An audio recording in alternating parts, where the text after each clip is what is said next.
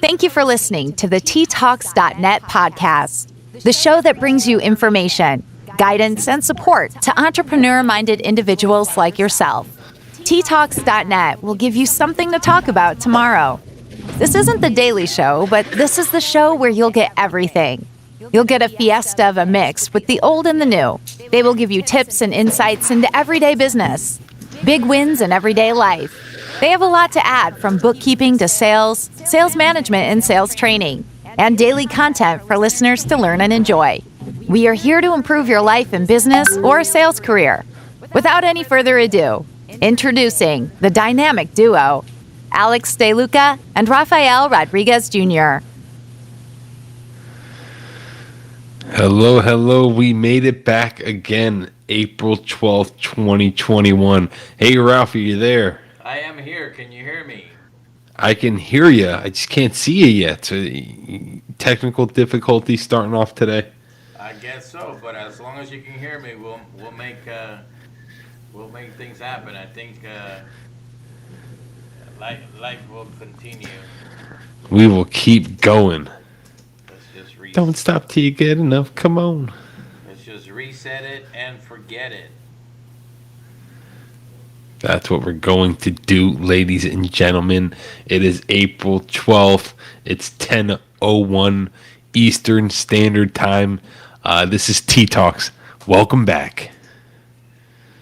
And this is Rafael, your co-host from Hollywood, Florida, saying good day, good evening, good night.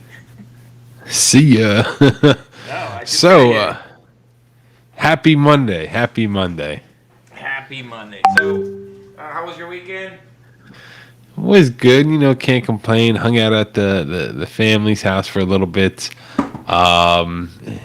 We babysitted. We babysitted a little one.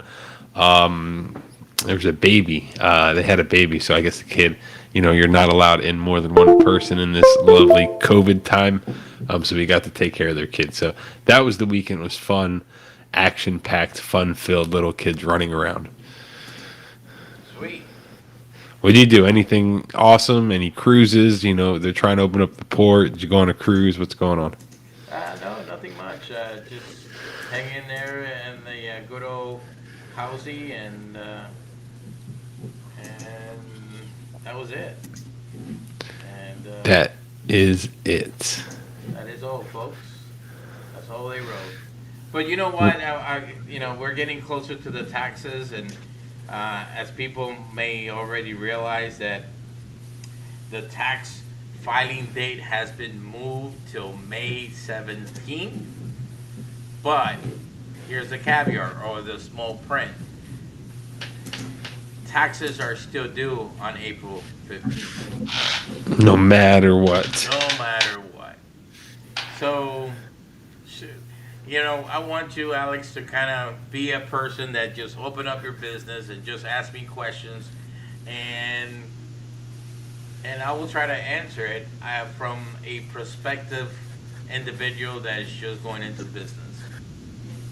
I think that see what happens. So you're going to be the tax professional that's going to answer all my questions right now? I'm going to be the tax professional, even though you can't see me, but at least you can hear me. You're never able to see the accountant or the behind the scenes anyways. Yeah, that's true. I don't know. So, Ralph, if I was accountant, how do I fix my webcam? Hire a tech guy. Don't hire the accountant. that will be your first start. When should I start my taxes for next year, Ralph? You started today. In other words, one of the things that people don't realize is that if you do your numbers on a monthly basis, when tax time comes about, you don't have to show up to whoever's doing your taxes with a box full of bank statements and say, here, I want you to do a tax return. And you're like, hello. And then on top of that, you got to make sure that you don't wait till the last day to do this, because it will take some time to prepare the information. this is not going to happen, overnight. It's not, and there is extensions right now, right?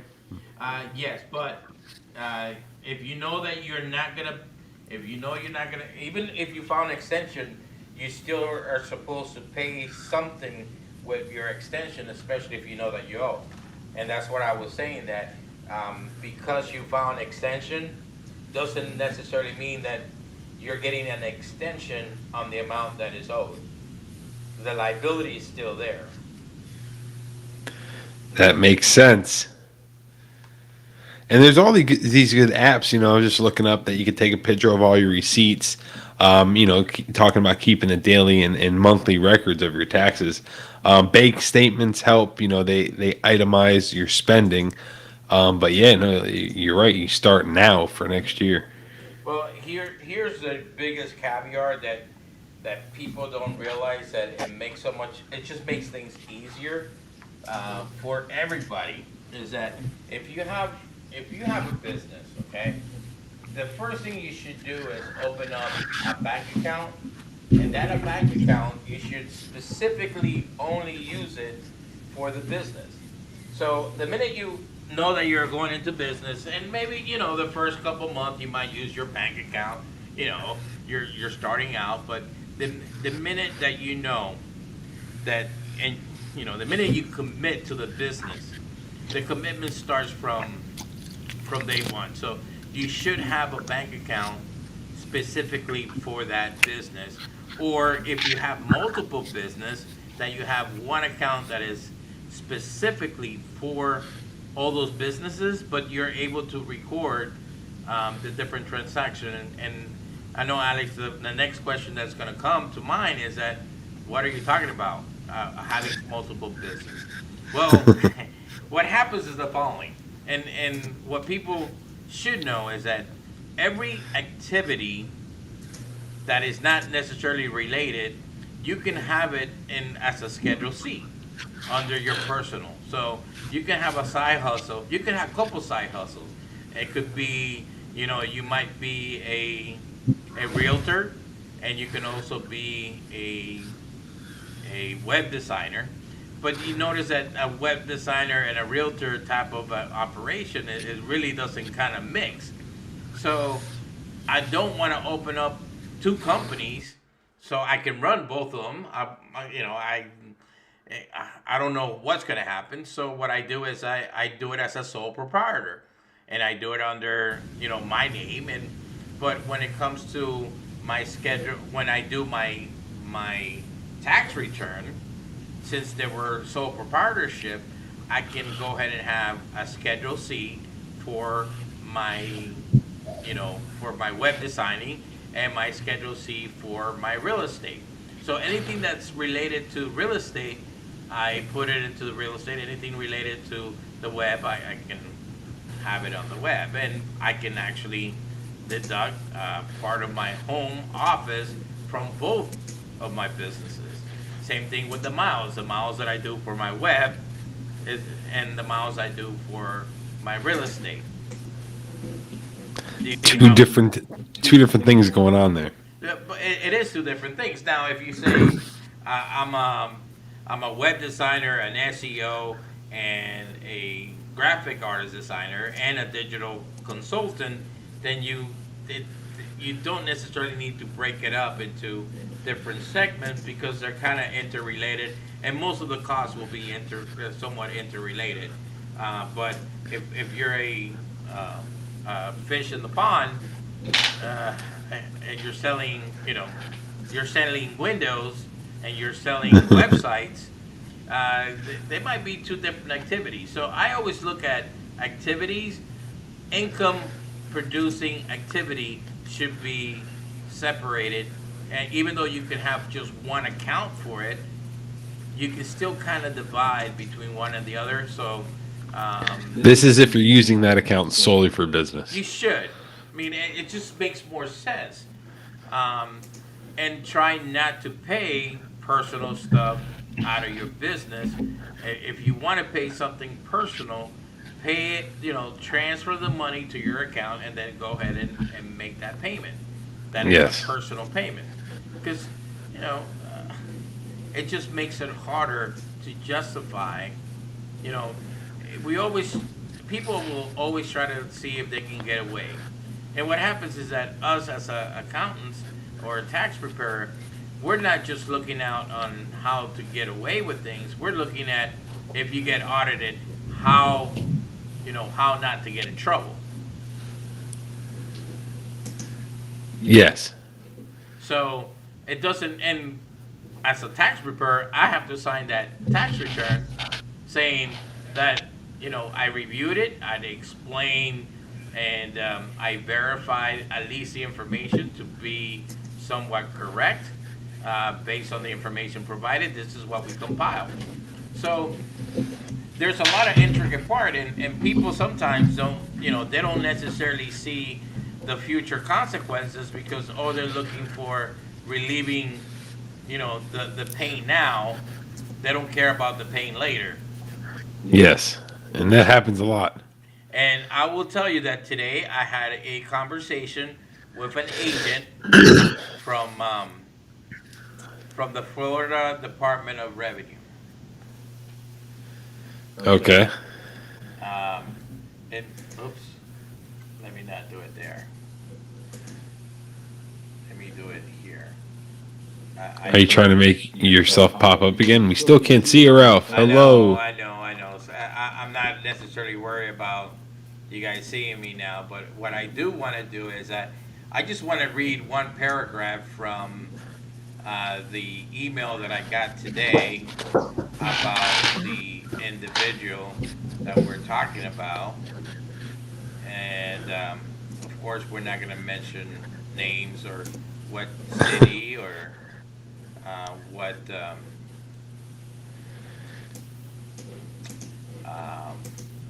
the intricate part of it, but I am attaching records from the criminal case that has been submitted to the city blah blah blah attorney's office economic crime unit for tax evasion, sales tax section 212.12 parentheses 2 end of parentheses open parentheses E end parentheses Florida statute from 2005. This is felony of third degree, a total of 27 counts. Wow. As the designated custodian of records of the Department of Revenue with regards of the Department of Revenue criminal case, I am providing a certified statement indicating that after diligent search of department records, I did not find blah blah blah blah blah that this individual had filed sales tax for XYZ time period. As designated custodian of records, Department blah blah blah blah, I provide certified statement indicating that after diligent search of department records, I did not find blah blah blah blah any from period to period.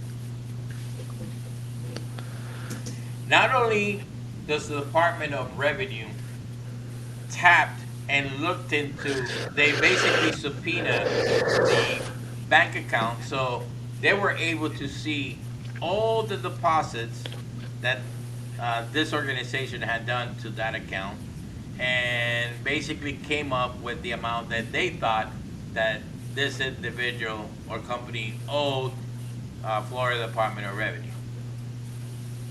Oof.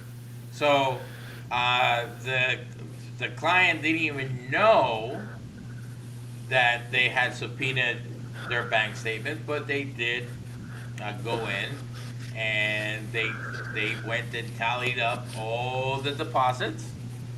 They went and subtracted some funds that they thought it wasn't sales related and gave them an ability to, so basically there's a lot of money that is owed according to the Florida Department of Revenue. And I think that, not that I'm trying to make it harsh, but I want people to understand the severity of accounting, and it's not an excuse that you don't have time to go ahead and do your due diligence, especially when it Yes. comes to the Florida Department of Revenue, the IRS, especially sales tax. Because what sales tax you're doing is that you're actually an agent for the state to collect portion that belongs to them. So the minute that you don't report it, guess what you're doing? Stealing, And lying. yes, you're basically stealing. Oh boy, better watch out. You better Pay your watch share, Donald Trump. Well, that's the reason why I think that's it. And by the way, I just had a couple clients that they filed late because their records were just completely, um, you know, completely in disarray, and they came to us right after the deadline. So if you come to us after the deadline, there's nothing what you can do in regards to an extension. So if you know that you're not going to do your tax return on April 15th, I will highly suggest that you go ahead and get an extension. Um, if you haven't filed your corporate tax, your SOL, because it was due on March 15th. If you SOL. Yes. If Yes. you don't know what that means, go find it in the Urban Dictionary, and it will give you a detailed definition of what SOL is. Any other questions for me, Alex? Now that No, I got Your you, Honor. like, dumbfounded with third-degree felonies. Listen, ladies and gentlemen, this topic here is all on the remotebookkeepers.com. Our host, our sponsor. If you have any questions, please reach out. I will write your question down and get it answered if Raphael cannot answer it himself. Well, and there's been cases where, you don't necessarily have to take the answer of one accountant or a tax preparer. If it doesn't jive, and if you don't think it's correct, then you're welcome to check with somebody else. Because I've seen a lot of people getting bad advice that I will consider it, just bad advice. And Yeah. all I do is I go, well, let me pull the information and show you why it was bad advice. So the same way that they can give you good advice, hopefully they'll provide you with some type of documentation indicating, based on statute such and such, you're able to do such and such thing. I mean, No, definitely.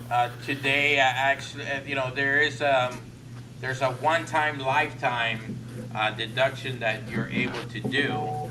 I don't know if you guys know this or not, but if you're married, you can take a one-time deduction from the IRS of $250 each, or $500,000 if it's combined. So what does that mean, Raphael? So Yeah, Raphael, please. Yes, what does that mean? So You let's got me say to- you bought a house 100 years ago, and Okay. and that house is worth $500,000, and it's worth $1 million. Okay. Okay. And you owe $500,000. So by the time you sell it, you pay off whatever you got to pay off. Now you have an income of $500,000. So if you pay the taxes on $500,000, you're probably looking at around 150,000, depending on your where you might end up on the tax bracket. But you have the opportunity to say, "Oh, Uncle Sam, Mr. IRS, I'm gonna go ahead and use my lifetime exemption for my $500,000." So therefore, you do not pay any taxes on that. And you can do that once One time in your lifetime. in your lifetime, yes. So you got to Pretty choose it interesting. wisely because. Wait, so what if it's the year you win the lotto or something? Well, it depends because if you win the lottery and you take a lump sum, Yeah. then you can still claim it, and you only can claim if you're married and you're filing jointly, not filing separate. Then you can claim a $500,000 exemption. It's pretty neat. Well, it is. I'm going to save that for my big year. Well, like I said, you got to make sure that you use it wisely. The same thing that people don't realize that you can actually give, a family member or give somebody $15,000, and it's basically tax free. Interesting. I remember that. What about vehicles? What about leases or financing a car Here's the for a thing business? with vehicles. Yes. It's better that you sell a vehicle for even $200 or $300. I believe there's a limit of how much you can sell a vehicle without being considered a gift. Check with the state or whatever, the Department of Motor Vehicle. But if you give it away, they might get hit with an impact fee, which could be much greater than the sales tax that you'll be liable for. So you got to be careful if you're gifting a vehicle that you make sure you pass the threshold of being considered a gift, so you don't get hit with that impact. And that impact fee, I don't remember the exact number, but it could be easily $3, $4, $5, $600. Well, 7% of $200 is definitely much cheaper than an impact fee of $300 or $400 or $500, whatever that amount might be within Florida State. Again, I don't have that number, so if you're thinking about gifting a vehicle, you might definitely do your research so the individual that's receiving it doesn't get an impact fee. Let's see here. What else do they have about vehicles? So you own you have your own business, Ralph. Are you able to write off your lease payments? Well, lease payments are considered an expense, and either you have it under your name or you have it under the company. Then you can expense it out as a vehicle expense, auto expense. And you can't do your car payment like that. I mean, you can't, but you can definitely take the miles. You can take the miles and deduct it because you either do one or the other. So You can't do both. You can't. No, I mean, come on. You think Uncle Sam? It's not that stupid either. When they And give Uncle you, Sam's not stupid. No, absolutely. So that's the reason why when we're doing your tax return, we're looking at your miles, and we look at your standard, Yes. deduction, or your actual deduction. Well, if your actual deduction is less than your standard, then we're gonna go ahead and use your standard. Makes sense. But you gotta realize that your gas, your depreciation, everything is in that number. Do you understand? Understand, Uncle Sam? Any other question you got for me? How do you know if you have to file a tax return? That's a very good question. We're talking about a corporate tax, or we're talking about a personal tax? Let's start with personal. Okay, so there is a minimum income requirement, which for 2020, the amount actually just moved, and I usually want to make sure before I give anybody the wrong answer. It should be 12,400. That is correct as a single. So as a bare minimum, If you made less than 12,400, you don't necessarily need to file. You're not required Awesome. to file a return. 12,400.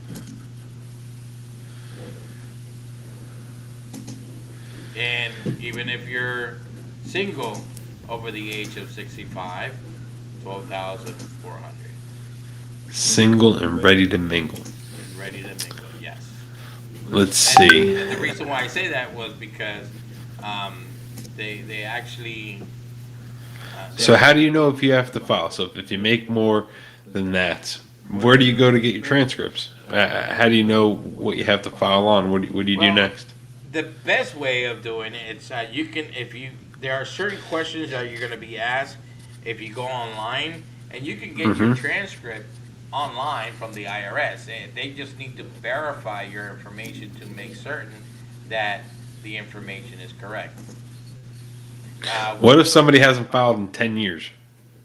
Yeah. Well, if you haven't filed for 10 years, the first thing I will tell you is to go ahead and get a transcript for those 10 years. Because it could be possible that even though you might have worked as an independent contractor or you're a business owner, nobody necessarily filed a 1099 under your social, or nobody really reported any income under your social. I wouldn't worry too much that you didn't file, but I definitely will suggest that you do file. I mean, that's the least that you could do. Especially if you're a business, that completely changes. You want to definitely file, and it depends on, what type of organization your business is located. If it's a partnership, an LLC single member, a C single S corp. That was my next question I had. You're kind of going that direction, but what filing status should I use? When filing status for your personal, for your business. Let's do business for this one. Okay, so the business, you have to look at when you got your tax ID for your company, and it kind of gives you the return that you're supposed to file and when is your first filing. Hopefully you still have that letter and you can go ahead and review it. It might tell you, and if you don't, then I highly suggest you call the IRS, because some people have a tendency of getting the tax number, the tax ID number, and they don't necessarily immediately select an S chapter or a small business classification.